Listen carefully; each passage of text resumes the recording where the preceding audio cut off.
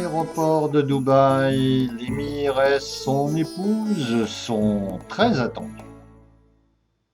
Midi, nous sommes à bord. Nous attendrons 13 heures pour notre premier repas sur le navire. Nous en profitons pour visiter quelques extérieurs. Les ponts supérieurs permettent de dominer la vue sur la ville. Nous voyons en passant le mur d'escalade, la piscine, le tennis. Bref, tout ce qu'il faut pour les sportifs et les grands lézards. Les lézards qui aussi se reposent dans une cabine agréable, confortable, comme le constate le caméraman. Le balcon est également très agréable, surtout que la température est idéale ici, toujours entre 20 et 25 degrés. Contraste colossal entre Dubaï et Fujairah, où subsiste une forteresse vieille de 3 siècles qui est en ce moment en restauration car pour les touristes, il ne subsiste pas grand-chose des temps anciens dans toute cette région. Les paysages sont désertiques et caillouteux, à part quelques oasis qui ont attiré les hommes, à moins que ces hommes aient eux-mêmes créé l'oasis. Un château fort, quelques cultures, très peu d'élevage. Tous ces paysages d'origine volcanique finissent par créer un peu de lassitude, sauf lorsqu'on traverse des régions un tout petit peu habitées. On y voit d'ailleurs des marchés importants car la région de Fujairah est beaucoup moins coûteuse et ce sont les gens de Dubaï et d'Abu Dhabi qui viennent s'approvisionner ici. Un arrêt technique nous permettra d'ailleurs de voir de plus près de très beaux étalages de fruits et légumes. La région se targue d'avoir de riches cultures, mais en réalité, ce sont surtout des produits d'importation à destination des habitants d'Abu Dhabi et de Dubaï. Quelques beaux bâtiments, quelques villas riches sur ce parcours, car dès l'instant qu'une oasis se crée, les hommes viennent construire et séjourner. Durant la saison des pluies, cette région est dominée par des torrents, une région montagneuse qui par ailleurs est réputée pour la qualité de ses eaux de source. Autre arrêt photo devant la mosquée de Diba.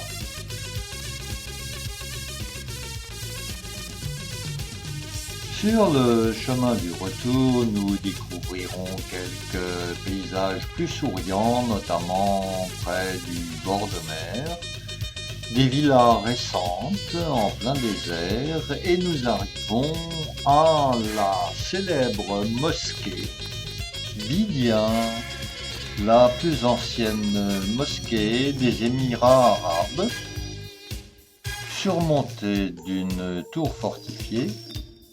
Malheureusement fermé au public, il aura fallu Internet pour trouver quelques images de cette mosquée. Retour vers le port de Fujairah. Nous remarquons naturellement quelques petits stocks de pétrole, de quoi faire le plein un certain nombre de fois. Et ici, à un prix fort bas, puisque le super se vend aux environs de 20 centimes seulement. Et nous voici dans un autre émirat. Certains prononcent Oman, d'autres Oman. De la même façon, la ville principale qui est Muscat s'écrit Muscat, Mascat, Moscat. Bref, il n'y a pas d'orthographe privilégiée. Ici, le visiteur trouvera de plus beaux paysages, une certaine chaleur, aussi quelques vestiges intéressants, et il suffit de voir le nombre de cars alignés ici pour se rendre compte de l'évidence touristique. Muscat est une ville propre, accueillante, gaie. Les avenues sont larges, les parterres très fleuris. Ici, nous trouvons majoritairement des constructions basses qui s'étalent sur une très grande longueur, la ville étant elle-même entrecoupée par des sommets montagneux assez sympathiques. Les hypermarchés commencent à être présents ici, surtout Carrefour en tête, mais aussi certains magasins sous l'enseigne Lulu. Loulou pour les gens du pays. On nous avait dit grand bien de la grande mosquée de Muscat, une visite incontournable. Certes, le jardin, tout d'abord, est magnifique, les fleurs sont étonnantes, pas un petit brin d'herbe ne dépasse, tout est taillé au ciseau à ongles, pas un confetti qui traîne par terre, une architecture très belle. Et brusquement, un petit étonnement, l'intérieur de la mosquée ne nous paraît pas exceptionnel. En réalité, il s'agit de la mosquée pour les femmes, car ensuite nous pénétrons dans celle des hommes qui, elle, est particulièrement luxueuse, richement décorée. Alors, juste une visite non commentée. Les images parlent d'elles-mêmes.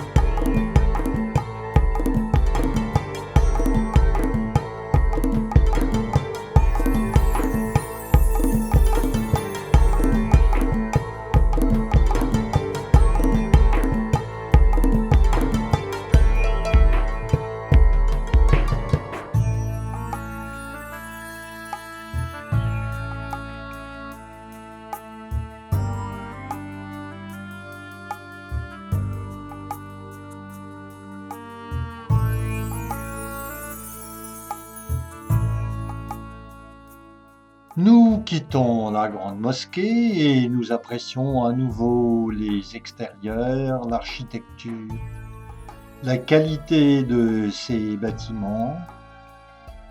Ils valent le Taj Mahal.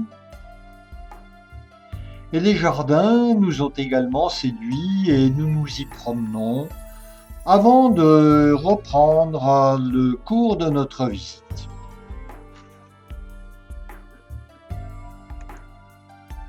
En Oman, les mosquées poussent en plein désert. On se demande qui va pouvoir se déplacer.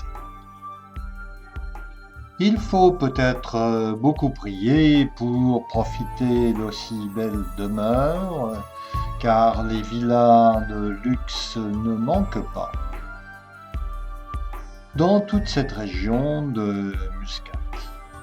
La ville est construite de telle façon qu'il faut parfois repasser au même endroit pour trouver la route nous menant vers une nouvelle destination et toujours des bords de route très fleuris. Ici, la porte principale. Le musée Baital Zuber est interdit de photos et de vidéos, mais vous ne ratez rien. C'est un petit musée sans grand intérêt. La résidence officielle du sultan Qaboos ne se visite pas, mais on peut apprécier les fleurs, les parterres et les aménagements extérieurs. Dernière étape de notre balade, le souk Mutra. Malheureusement, on nous y conduit vers 13 heures et le souk ferme à 13 heures. L'arrivée tardive de touristes encourage certains commerçants à rester ouverts, mais le souk manque de charme à notre goût, il est un peu trop moderne. Notre seconde journée en Oman va nous permettre de nous éloigner de Muscat pour visiter l'intérieur du pays. Les imposants travaux routiers mettent à nu de très belles couleurs de terre. Les paysages sont également plus flatteurs, moins désertiques. Le réseau routier est remarquable et il faut également noter que toutes les autoroutes sont éclairées. Nous arrivons à Nisva et nous traversons un marché artisanal. Il n'est pas très important car la majorité des produits vendus en Oman ne sont pas de fabrication locale, nationale. Nous visitons donc le fort de Nisva qui est un fort très imposant. La boutique que nous apercevons ici est conseillée, la visite est libre.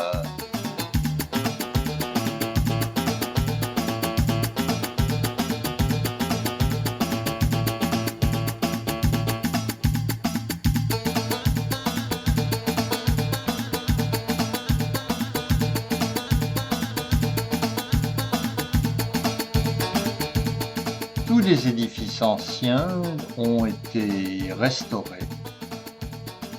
L'extérieur n'est pas choquant, mais par contre à l'intérieur, ça sent vraiment le neuf. Plein d'étagères vides, peu d'objets, pas mal d'inscriptions qu'il faut lire, mais à quoi bon aller visiter un musée pour lire des panneaux? Quelques vidéos, cependant, sont intéressantes. Ici, les appels à la prière sont assez discrets. Profitons-en un instant.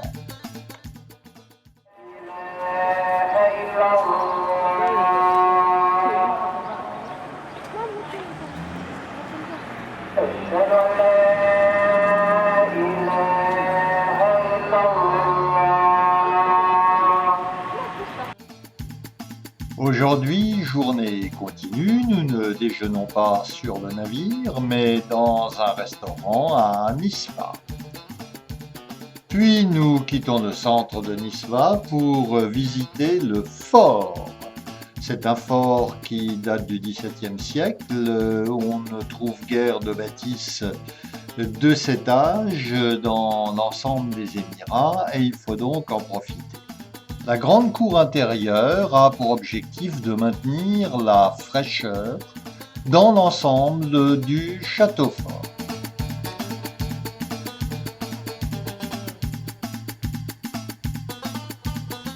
Même remarque que pour le fort du centre-ville visité tout à l'heure, les étagères sont vides, peu d'objets, peu de choses anciennes. Il faut donc être très attentif à quelques détails qui ont pu être préservés.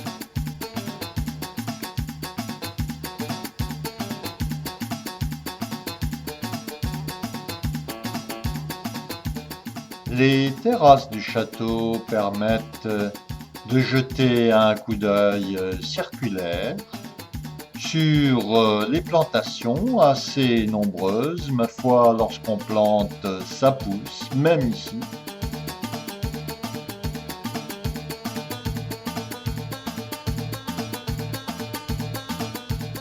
Tiens, encore une mosquée en construction. Et une superbe concession Toyota et Lexus. Il y a beaucoup de Lexus dans les Émirats. Le brillant Soft the Sea a parcouru 700 km en 22 heures, ce qui fait que dans l'après-midi, nous arrivons à Abu Dhabi. Prêt à faire un grand tour de ville. À Abu Dhabi, les traditions se perpétuent, du moins à travers les bateaux. Des bateaux en bois, caractéristiques aux Émirats. Le tout sur un fond d'immeubles modernes, récents, moins imposants, moins envahissants que ceux de Dubaï. Ces immenses casiers en fil de fer sont très légers, ils sont destinés à la pêche aux petits crustacés. Aux crevettes, par exemple, des crevettes assez grosses dans le secteur. Ici, la crise n'a pas freiné les programmes immobiliers, mais tout reste clean, même autour des chantiers. Les palissades sont impeccables, avec de grands panneaux publicitaires, mais aucun graffiti nulle part. Nous n'en avons jamais rencontré aux Émirats. Peut-être aussi fait-on ce qu'il faut pour l'éviter avec des décors sur les grands panneaux routiers, ainsi que sur les côtés de souterrains. Résumé en 6 minutes, 2 heures passées dans la grande mosquée d'Abu Dhabi est un véritable tour de force. Là, nous sommes à l'approche. La mosquée est spectaculaire, le parking est plein, mais on nous avait pourtant annoncé que nous étions les seuls à visiter car un vendredi, normalement, cette mosquée devrait être fermée au public, mais il y a eu beaucoup d'exceptions et beaucoup de monde. Ici, les femmes sont acceptées, mais elles doivent se soumettre à un rituel. Elles doivent d'abord revêtir la tenue adéquate. Ça n'est pas la burqa, mais pas loin. Sinon, impossible de visiter ce lieu. Ce lieu est grandiose, on s'en aperçoit. Tout est fait de marbre de Carrare. Seuls les motifs floraux étant en couleur. Le caméraman est bien occupé et il ne voit même pas madame, pourtant souriante. À l'intérieur, nous trouvons les mêmes richesses. Du marbre, des motifs floraux en incrustation extrêmement fine. Des dorures partout où il en faut, et il en faut beaucoup.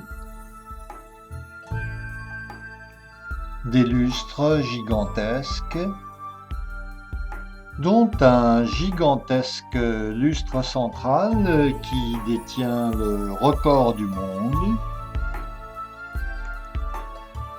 Son diamètre est de 10 mètres et sa hauteur de 15 mètres.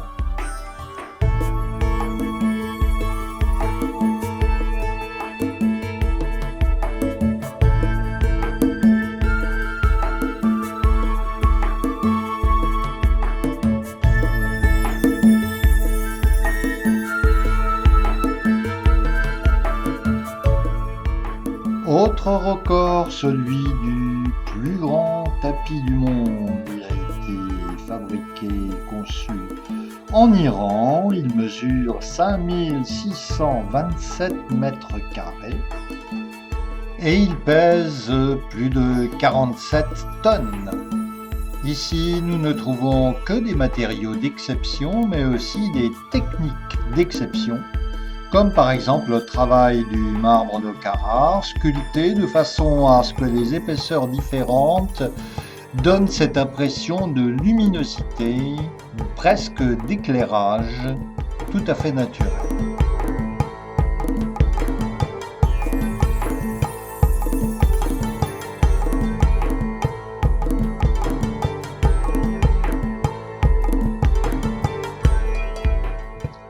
Et en quittant ce lieu de prière, on ne manque pas de nous rappeler l'heure électronique, comme il se doit dans ce lieu de modernité.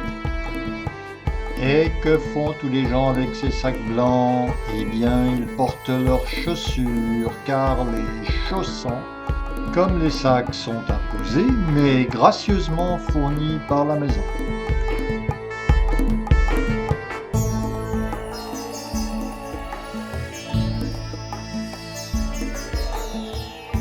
Eh bien, prenons encore un peu de temps pour quelques belles photos. Des photos de ces fameuses incrustations de marbre de couleur. On est évidemment tenté de toucher du doigt ces incrustations de marbre de couleur, mais on peut le faire sans craindre quoi que ce soit.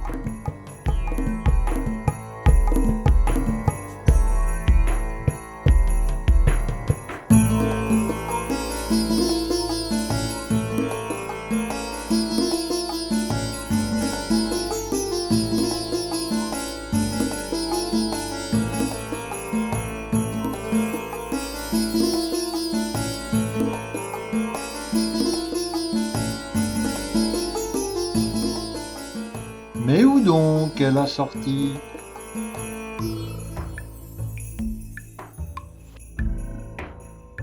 Ici, tout a été savamment étudié depuis ce simple miroir d'eau particulièrement limpide jusqu'aux projecteurs qui sont incorporés dans une colonne qui les camoufle parfaitement bien et les intègre dans le site. Lassés par les guides parlant un anglais incompréhensible, nous sommes joints à un groupe allemand aujourd'hui. Wenn Sie auf den linken Seite schauen, und die sind keine Paläste, aber reiche Leute wohnen dort. Notre guide nous explique que nous traversons le quartier des riches, plein de palais. Ja, die arme Leute, so, das ist ja, Armut ist doch relativ, ne? Arme Leute sind die Ausländer. Et les pauvres, où sont-ils? Lui demande-t-on. Elle répond, les pauvres, ce sont les étrangers, comme vous et moi. Moins démesuré que Dubaï, Abu Dhabi, c'est tout de même s'offrir des architectes qui sont capables de construire un immeuble comme cette tour de Pise, penchée et vrillée, qui va faire sensation.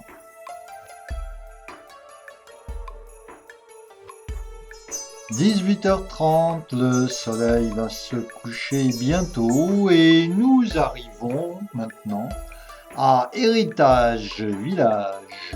C'est un quartier d'Abu Dhabi, réputé fort sympathique, et il l'est effectivement. Les gens du pays viennent s'y détendre et souvent en fin de soirée pour avoir la fraîcheur de ce parc qui est tout de même très populaire à Abu Dhabi.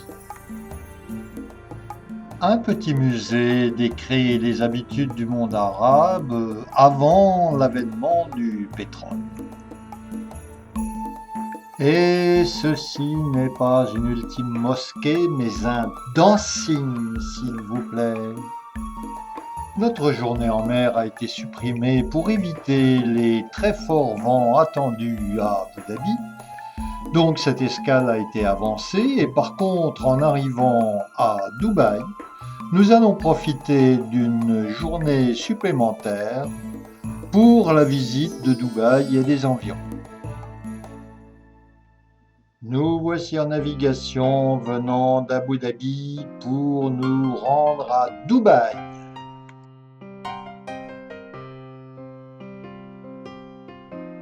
Mais où sommes-nous donc? Eh bien, nous sommes dans l'ascenseur du navire qui passe du 12e étage au 4e.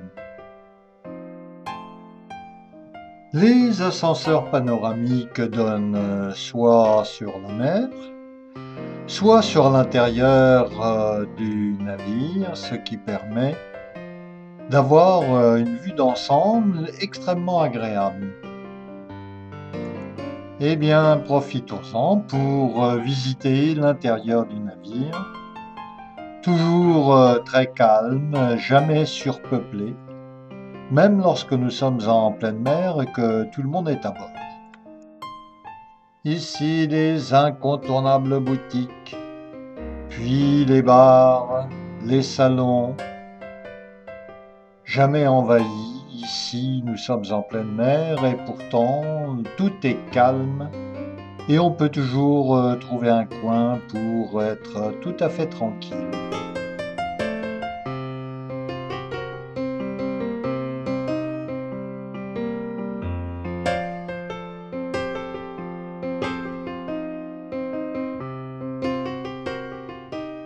En arrivant à Dubaï, nous avons décidé de voguer par nos propres moyens, de prendre un taxi et de nous rendre au Souk Madina Jumeirah.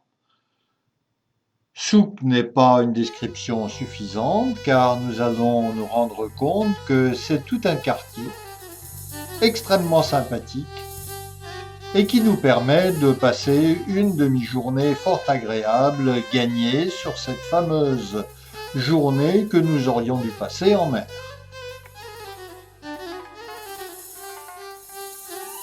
Pour les puristes, il ne s'agit pas d'un souk à proprement parler, mais plutôt d'une suite de boutiques sympathiques et qui naturellement sont essentiellement présentes pour attirer le touriste. Une partie se trouve en intérieur et une partie extérieure avec aux alentours pas mal de balades très agréables.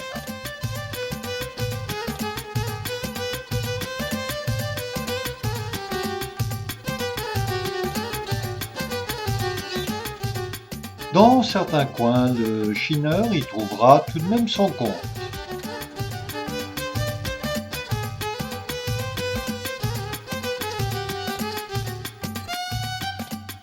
Retour au port en fin d'après-midi, quelques photos en cours de route prises à partir du taxi. Déjà prêt pour un second tour, mais cette fois-ci c'est un Dubai by Night. Des cars spéciaux à étage facilitent cette visite qui est commentée par audiophone, ce qui permet de très bien découvrir tous les quartiers visités. Dans tous les Émirats, les ports sont fermés et les contrôles se font à l'entrée et à la sortie du port. Si l'immigration était autant contrôlée en France, on entendrait hurler.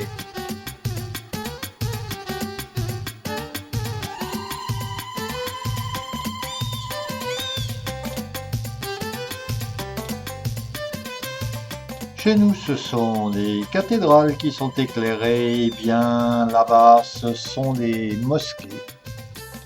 Rien de plus naturel. Nous passerons aussi sur la fameuse île de Palme. La forme de palmier n'est visible que depuis le ciel, car vous voyez ici l'avenue principale, on n'a pas du tout l'impression d'être sur une île. L'hôtel Atlantis qui est au bout de cette île artificielle est infranchissable, c'est pire qu'un bunker. Aucun touriste ne peut avoir accès à ce palais, à moins de s'inscrire longtemps à l'avance à une visite payante.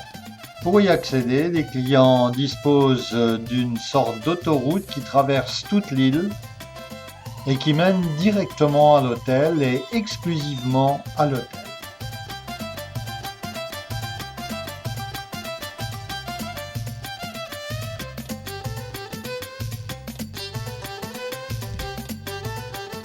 Ici, ça roule, ma poule, mais tout de même, comptez bien, il y a 7 voies.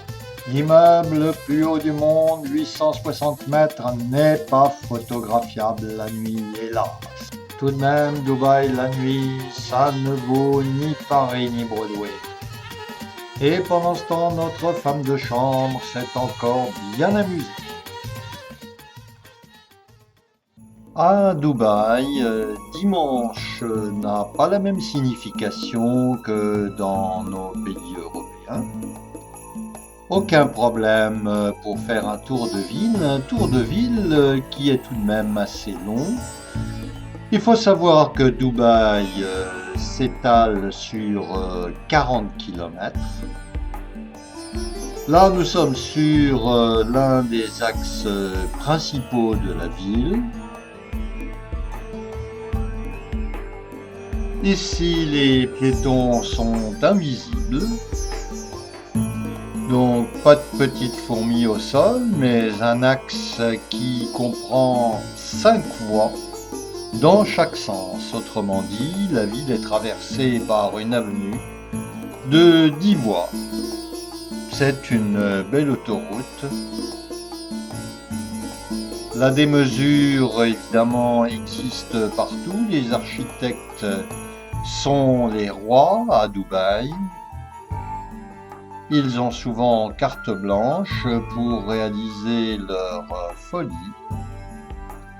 Mais l'ensemble est très cohérent et se détache parfaitement bien sur un ciel bleu qui est présent en permanence.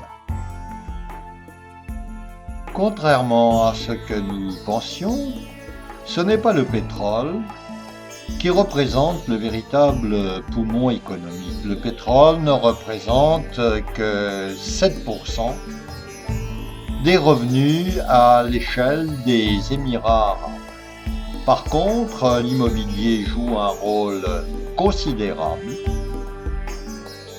Ici, chaque propriétaire, dès qu'il a payé et remboursé son crédit, peut en obtenir un autre d'un montant extrêmement important, quasi illimité, et le tout sans intérêt. Par contre, ces richesses immobilières permettent d'accueillir les entreprises du monde entier que nous verrons tout à l'heure dans le mail. Dans ces quartiers, ces jardins, nous ne voyons aucun promeneur. La voiture est reine à Dubaï. Le Jumeirah Beach Hotel à gauche et le Burj Al Arab sont des symboles très forts. D'ailleurs, le Burj Al Arab est présent sur toutes les documentations concernant les Émirats arabes et Dubaï en particulier. Plage et accès sont naturellement privés, mais d'à proximité, une très grande plage publique où Claudine ramasse du sable et des coquillages. Les bords de mer sont jalonnés de mosquées, mais également de très belles demeures, de très belles villas, qui se trouve à proximité immédiate des plages, pour la plupart privées.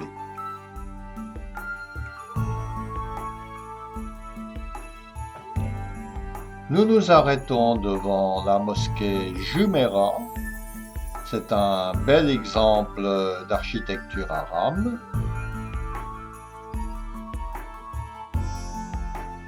Les visiteurs n'ont pas accès à l'intérieur de la mosquée, mais nous admirons l'architecture et les décors extérieurs de cette mosquée traditionnelle.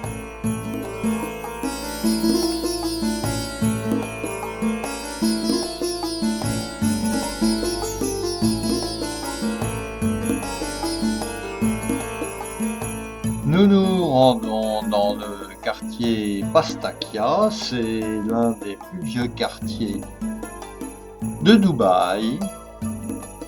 Visite de l'intérieur d'une maison traditionnelle. Un petit centre artisanal.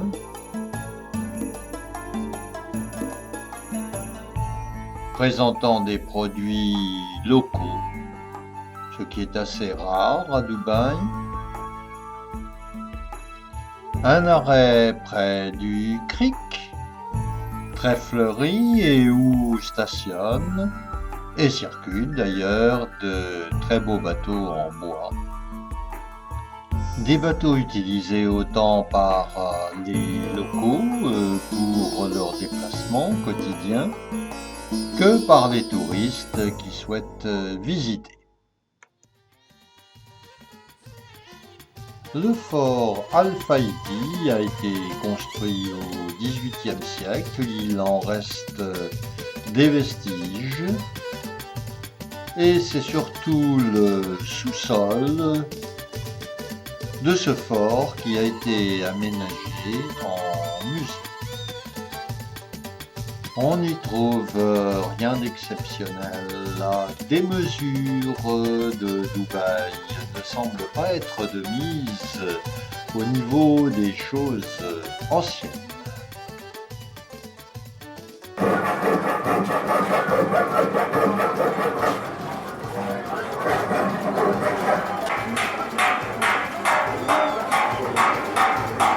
Juste quelques démonstrations par vidéo et puis des photos.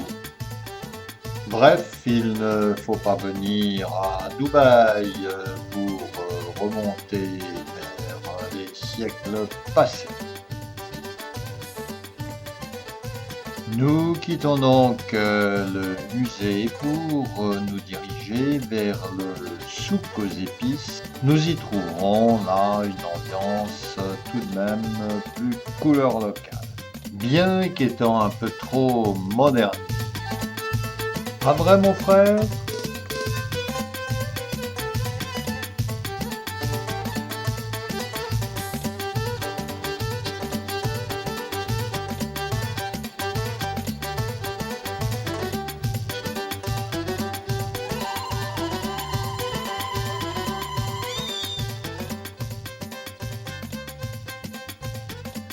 Et le souk d'or est à 2 pas. Le nombre de boutiques vendant de l'or et de l'argent, mais surtout de l'or, est impressionnant. Mais voici, venue notre dernière demi-journée à Dubaï, nous allons nous promener. La ville est en perpétuel renouveau, car les immeubles qui ont quelques dizaines d'années sont remplacés par des immeubles encore plus beaux, encore plus grands. La démesure ici est bien la règle. Nous visitons cet après-midi le quartier de Burj Khalifa, où se trouve l'immeuble le plus haut du monde, puisqu'il s'élève à 828 mètres.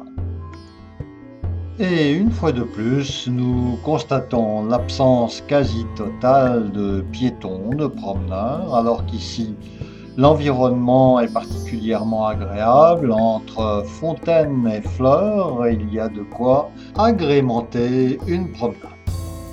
Et voici la fameuse tour de 828 mètres.